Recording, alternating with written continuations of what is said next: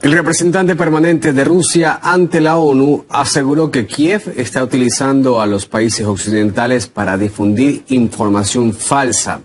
Entre algunos de los ejemplos, mencionó el caso del ataque a la localidad ucraniana de Groza. El diplomático subraya que existe una tendencia. Afirma que Ucrania acusa a Rusia de bombardeos cuando hay invitados extranjeros en Kiev o cuando Zelensky visita a las naciones de Occidente para pedir dinero y armas. Quiero preguntarles a mis colegas occidentales, ¿no comprenden que la Junta de Kiev simplemente los está utilizando? Transmite falsificaciones a través de ustedes, que luego son refutadas de manera convincente. O peor aún, lo hacen deliberadamente, convirtiéndose en cómplice de esta propaganda sin precedentes y de esta engañosa campaña antirrusa. Nuestro colega estadounidense habla del funeral en Groza, pero no quiere recordar la boda en Irak tiroteada por valientes tropas de Estados Unidos y otros numerosos crímenes cometidos por el ejército de ese país en Afganistán, Irak y Yugoslavia. El representante ruso reiteró que lo ocurrido en Groza no es el único intento de Ucrania de realizar una provocación. Además, subrayó que Rusia no ataca objetos civiles. Afirmó que las armas de alta precisión rusas se utilizan únicamente para destruir el potencial militar de Kiev. Existe una estrategia destinada a imponer las opiniones de Estados Unidos y sus aliados.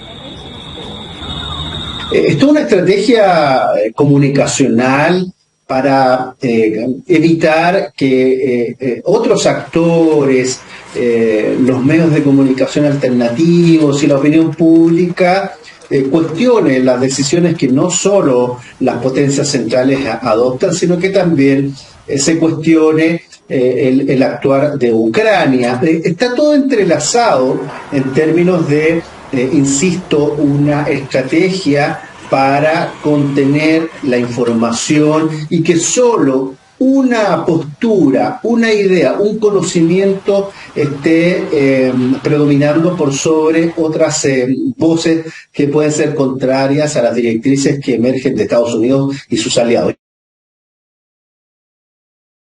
La escalada del conflicto entre Palestina e Israel deja al menos 1.500 muertos y más de 6.000 heridos de ambos lados.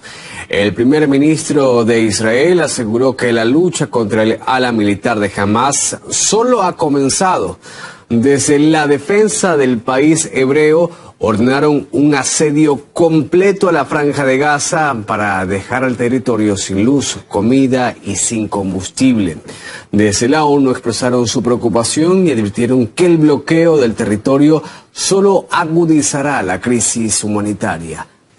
Comenzamos entonces con la actualidad del conflicto, ya que el primer ministro de Israel, Benjamín Netanyahu, se dirigió a la nación y dejó un mensaje que buscaba, por un lado, calmar a la población, pero bueno, por otro, deja cierta preocupación porque podemos decir, según sus dichos, que aleja la posibilidad de un pronto fin a esta escalada. Destacó, por ejemplo, que se encuentran en una guerra que les fue impuesta por un enemigo despreciable que festeja muertes de mujeres y niños. Esto justo cuando llegan reportes del hallazgo de 108 cadáveres de civiles asesinados en Beris y todo esto cerca de la frontera con la franja de Gaza, donde habían sido vistos llegar militantes de Hamas en motocicletas anteriormente.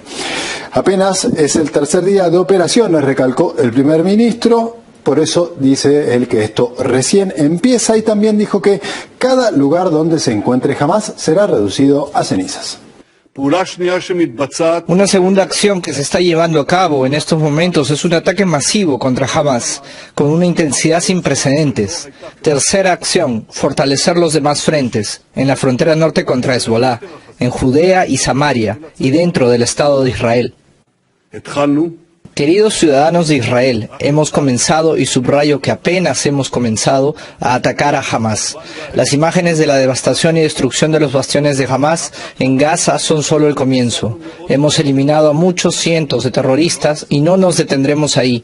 Dije que todos los lugares desde los que opera Hamas se convertirán en ruinas. Ya está sucediendo y habrá aún más en el futuro. Cifras y datos del horror, porque esta escalada de violencia ya se ha cobrado cerca de 1.500 vidas entre ambos bandos. Más detalles: el grupo Hamas amenazó con ejecutar a un rehén por cada ataque israelí contra civiles en la franja de Gaza, y se calcula que el grupo islamista tiene en cautiverio a unas 100 personas. Anteriormente, vamos con algunas reacciones, desde la ONU habían expresado también su preocupación por este bloqueo total por parte de Israel a la franja de Gaza, que había sido anunciado por el ministro de Defensa israelí, ¿no? Sin agua, sin alimentos, y porque esto lleva a un empeoramiento de la situación humanitaria en esta región, que ya de por sí es bastante precario. Digamos, vamos a escuchar el anuncio. He ordenado un asedio completo en la franja de Gaza. No habrá electricidad, ni comida, ni combustible. Todo está cerrado. Estamos luchando contra los animales humanos y actuamos en consecuencia. La aviación israelí también está bombardeando el Líbano después de que se hubiese reportado la infiltración de hombres armados a través de la frontera que comparten. De esta manera, el movimiento chiita Hezbollah denunció que 4 personas fallecieron en esos ataques de Israel, y como respuesta, por lo tanto, empezó esta ofensiva contra el norte de Israel, más precisamente, según ellos, contra posiciones del ejército israelí, esto en la zona fronteriza del sur del Líbano. También otras reacciones podemos destacar las que llegaron desde Moscú. El ministro de Exteriores ruso y el secretario general de la Liga Árabe hablaron un poco sobre el origen de este conflicto y por qué es que evidentemente también tiene que ver la falta de acatación sobre las resoluciones de las Naciones Unidas. No podemos estar de acuerdo con los que dicen que la seguridad debe garantizarse únicamente mediante la lucha contra el extremismo y el terrorismo. Esto socava la decisión de la ONU sobre la creación de un Estado palestino. En este sentido, no puedo dejar de mencionar la política destructiva de Estados Unidos, que está frustrando los esfuerzos colectivos dentro del cuarteto de mediadores internacionales: la ONU, Rusia, Estados Unidos y la Unión Europea. En la Liga de los Estados Árabes tenemos una postura lógica y balanceada, la que tomó también Rusia a partir de los primeros días del conflicto, en los que se desató con más fuerza. El ciclo de violencia es el resultado de los fracasos en la realización de las decisiones y resoluciones del Consejo de Seguridad de la ONU. No se puede analizar la confrontación actual como algo nuevo, tiene causas profundas. Es solo el comienzo, dijo Benjamín Netanyahu, así que seguiremos atentos. En Occidente crece la controversia en torno a la escalada del conflicto entre Israel y Palestina. Las tensiones ya se sienten al nivel político en otros países, como en Estados Unidos. Algunos republicanos han calificado la política exterior del país como débil y rota, en la cual se refleja en el conflicto. Además, instan a indagar en el origen de las armas estadounidenses usadas por los palestinos. Los candidatos republicanos a la presidencia han dicho lo siguiente. Por ejemplo, Mike Pence dice que el presidente proyecta debilidad. También Vivek Ramaswamy dice que la política exterior está rota de Estados Unidos. Y Donald Trump remata con lo siguiente: los contribuyentes de Estados Unidos ayudaron a pagar por los ataques.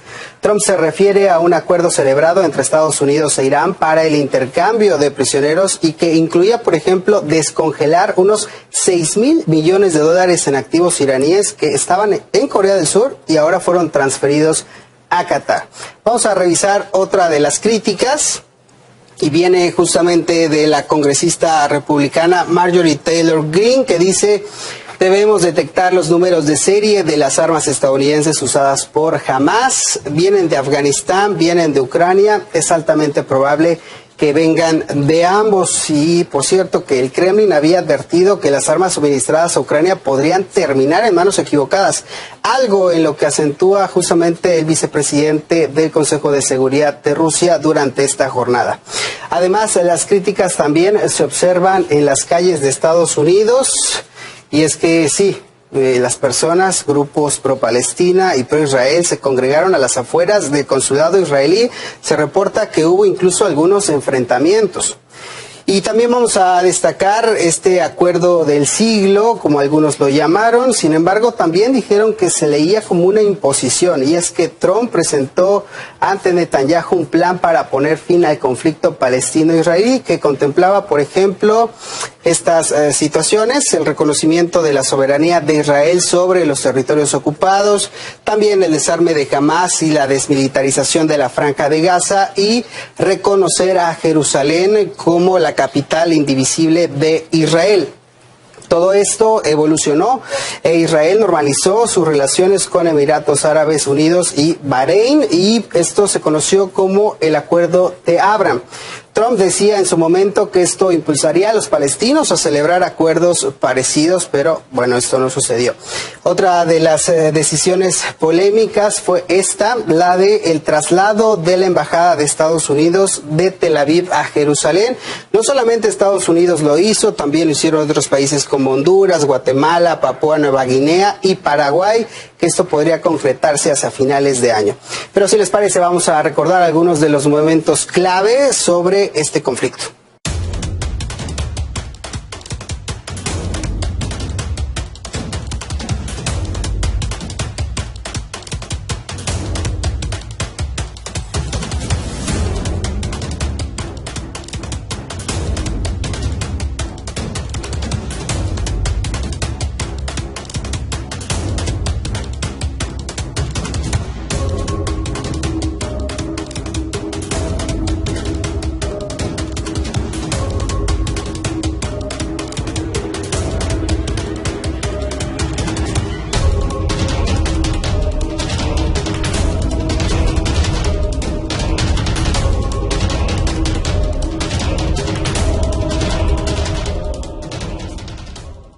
Bueno, son varias las aristas en este conflicto, y otra de las declaraciones importantes es esta del Ministerio de Asuntos Exteriores de Arabia Saudita, este comunicado donde dice: advertimos repetidamente de los peligros que podría tener esta situación si explota como resultado de la continua ocupación y la privación de los derechos legítimos de los palestinos. Importante este país porque estaban avanzadas unas negociaciones para que se normalizaran las relaciones entre Arabia Saudí e Israel, algo que se podría venir abajo con esta escalada. Por supuesto, estaremos pendientes de cómo avanzan las reacciones en todo el mundo y sus implicaciones.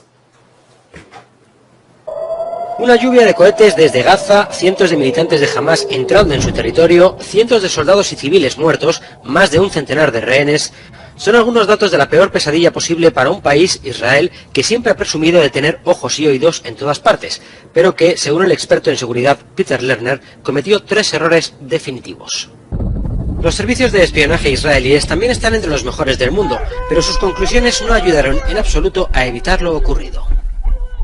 El ejército tratará de moverse con pies de plomo en las zonas con situaciones con rehenes, mientras se lleva a cabo una investigación a fondo que aclare responsabilidades por los graves fallos de seguridad de este 11S israelí. Continúan los combates entre las fuerzas israelíes y las milicias de Hamas en Gaza. Hasta el momento, las autoridades locales contabilizan cerca de 1 millar de fallecidos y miles de heridos. Los enfrentamientos estallaban el sábado cuando el brazo armado de Hamas lanzaba una ofensiva sorpresa con miles de misiles contra objetivos israelíes. Tras el ataque, el peor que se recuerda en décadas, el primer ministro de Israel, Benjamin Netanyahu, declaró la guerra a Hamas y lanzó una contraofensiva sin precedentes con sendos ataques aéreos sobre Gaza e incursiones terrestres. Al mismo tiempo, las autoridades israelíes han anunciado que evacuarán a todos sus residentes cerca de la Franja de Gaza en un plazo de 24 horas.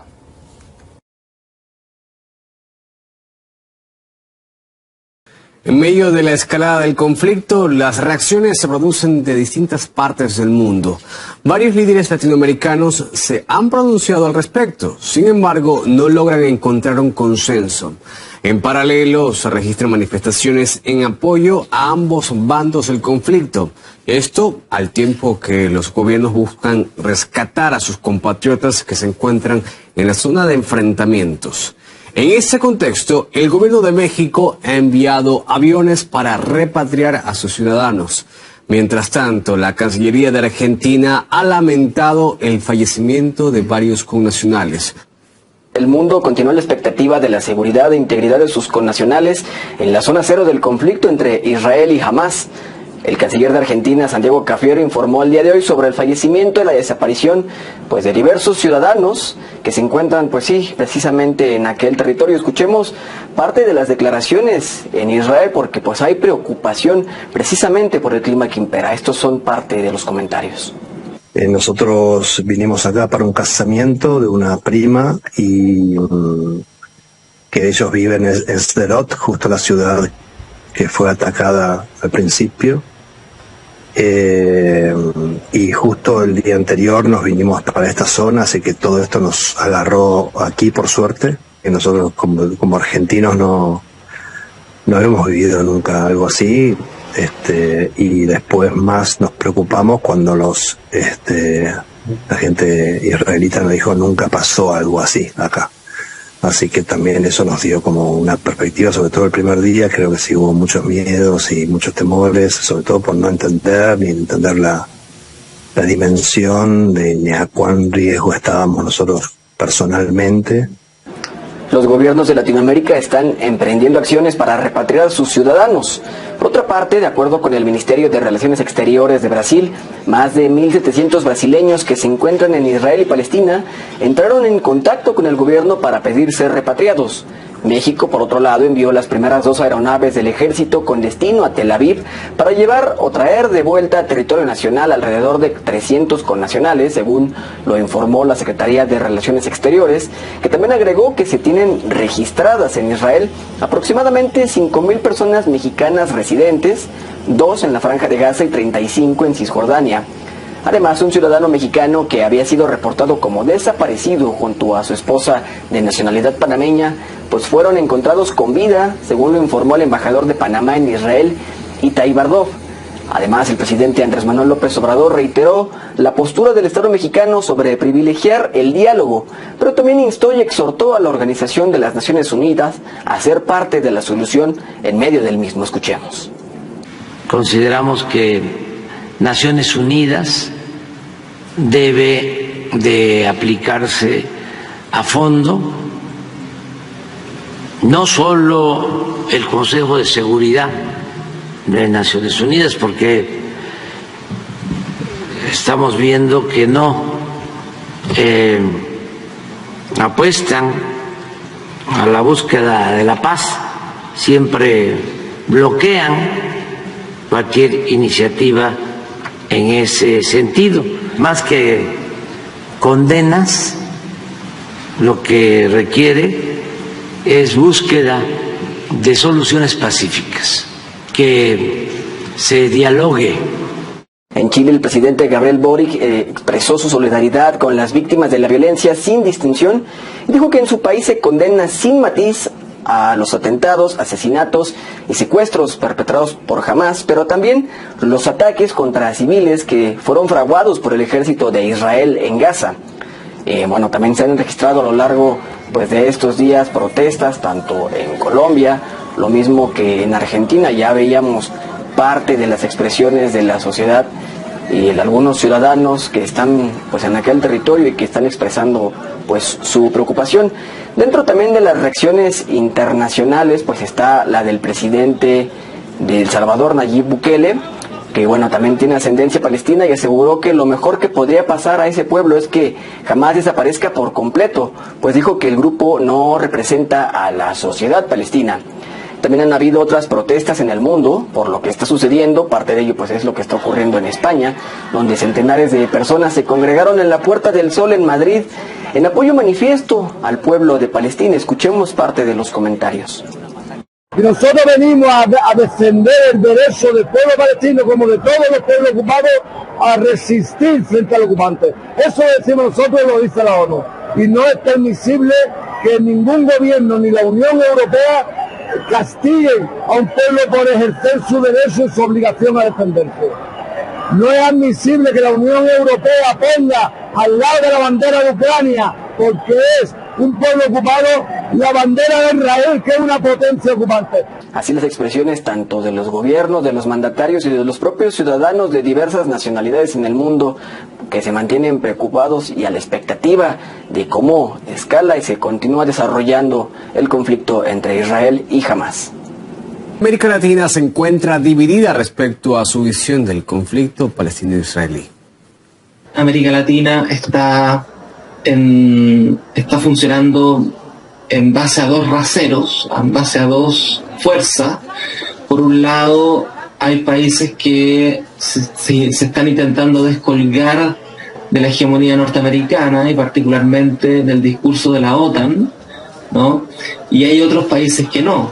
Ya, el caso de Chile, el caso de Perú, ¿cierto? Por así decirlo, están dentro, digamos, del concierto de la OTAN. La política latinoamericana parece estar, digamos, sin poder decidir completamente sus posiciones, ¿no? Es decir, no hay algo así como una política latinoamericana, es una política continental latinoamericana. Lo que hay es una política de países aislados. Y yo creo que lo que está ocurriendo en Palestina, que se vincula con lo que está ocurriendo en África Occidental de una manera completamente distinta, y se vincula también con los movimientos los movimientos sociales en América Latina, ¿no? En toda su diversidad, tiene que ver justamente con darle un nuevo brío, ¿no?, a los movimientos de descolonización, tengo la impresión, aunque todavía aquello no tenga una expresión formal, una expresión, ¿verdad?, discursiva. El Instituto de Estudios para el Desarrollo y la Paz reporta que en la primera semana del presente mes en Colombia fueron asesinados 5 líderes sociales. El último asesinato fue perpetrado el 8 de octubre contra un líder juvenil del Valle del Cauca. Se trata de las zonas más violentas del país donde operan diferentes grupos armados. En medio de este brote de violencia, el gobierno y los disidentes de las FARC instalaron la mesa de diálogos de paz. Las partes anunciaron la suspensión de las acciones ofensivas para proteger a la población civil. El Ejecutivo se comprometió a expedir el decreto definitivo de cese el fuego el próximo 16 de octubre. El Alto Comisionado para la Paz confirma que tanto el gobierno como el Estado Mayor Central desean lograr una paz integral. Sin embargo, las negociaciones podrían no celebrarse. Pocas horas antes de la programada mesa de paz, el jefe del grupo disidente de las antiguas FARC, Iván Mordisco, puso algunas condiciones. Declaró que el diálogo no va a realizarse sin la firma del acuerdo sobre el cese el fuego. Una de las regiones más violentas es el departamento del Cauca, que experimenta una grave crisis de inseguridad. Desde el año 2016, la tasa de violencia en la zona casi se triplicó. No se llegará a un cese el fuego durante el actual gobierno, ya que ninguna de las partes está preparada para firmar acuerdos. Tiene que haber una posición estricta sobre el cese al fuego bilateral. Aquí no podemos estar jugando a que un día se firma en un papel algo y al otro día en territorio se incumple ese acuerdo. Todavía las dos partes, llámese gobierno, llámese Estado Mayor Central, no están preparadas realmente para dar un paso directo hacia la firma de un acuerdo definitivo de paz. Además, porque en el comunicado que sacan las dos partes tras finalizar el evento en Norte de Santander, dicen que no hay una regla básica para saber sobre qué se va a basar el acuerdo de paz. Entonces, mirando todo lo que ha sucedido hoy, con lo que ha sucedido semanas atrás, con lo que ha dicho el presidente Gustavo Petro, con lo que ha dicho el ministro de Defensa, con lo que ha dicho alias Iván Mordisco, esa firma del acuerdo de paz yo creo que está un poco lejos. Y si nos ponemos a hilar mucho más a fondo, creo que eso no se va a dar en este gobierno. Creería que se sentarían las bases.